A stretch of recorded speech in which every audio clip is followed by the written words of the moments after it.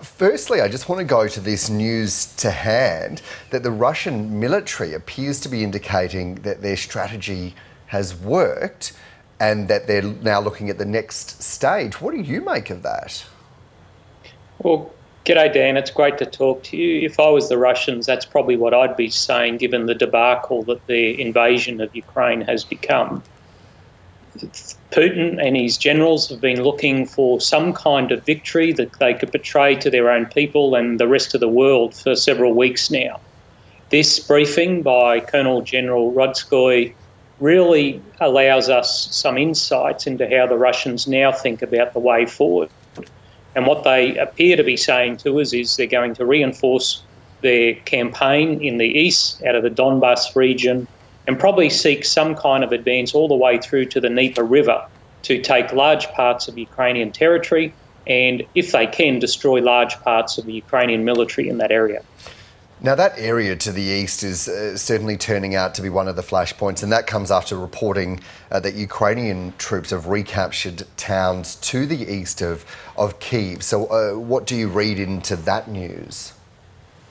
I think the campaign in the north has really bogged down for the Russians. They've been quite unsuccessful in their attempts to penetrate into Kyiv, except for in small forces early in the war. Indeed, the Ukrainians have undertaken some minor counterattacks to the west and the east of Kyiv. So it's very unlikely the Russians are going to be able to take Kyiv. They have to look elsewhere for success, and therefore it's in the east that they're most likely to do that.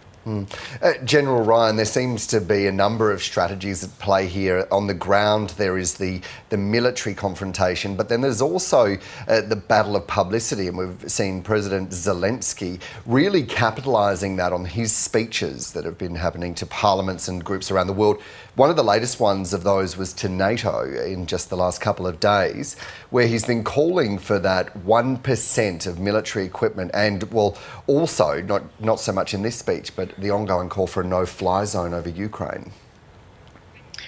Well, President Zelensky is leading a nation at war that is not just fighting for its land, it's fighting for its very existence.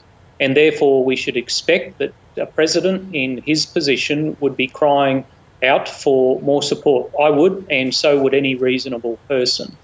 So I think NATO has a bit of thinking to do beyond Javelin missiles and air-to-air defences, or air defences from the ground, when it talks about military support for the Ukrainians. Clearly, President Zelensky wants more, and whilst that might not include a no-fly zone or boots on the ground, he needs more equipment to push the Russians out of his country. I want to go to a piece that you've written, General Ryan, that came out just before this latest news and commentary from Russia, and you wrote that Russia's approach is a military debacle. I wonder if you can explain that.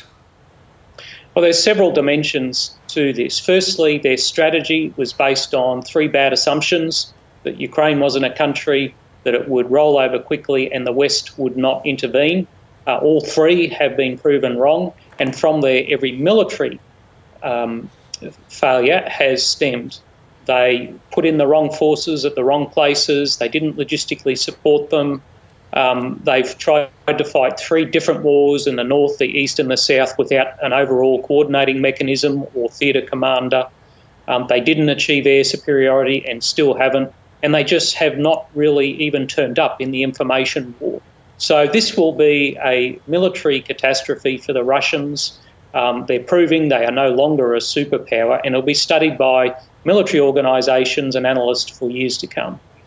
And just finally, what do you expect in the days ahead, in particularly from Ukraine? I think we'll see Ukraine continue to bring in aid from the West. It will continue to resist in places like Mariupol, which is a political, not a military target for both sides now. And I think we'll probably see them reorient their forces in those parts of the country where the Russians are no longer on the offensive. So they might be able to challenge the Russians better where they do want to go on the offensive, which is in the east. Major General Mick Ryan, military strategist and analyst, thanks for your insights this morning. Thanks, Dan.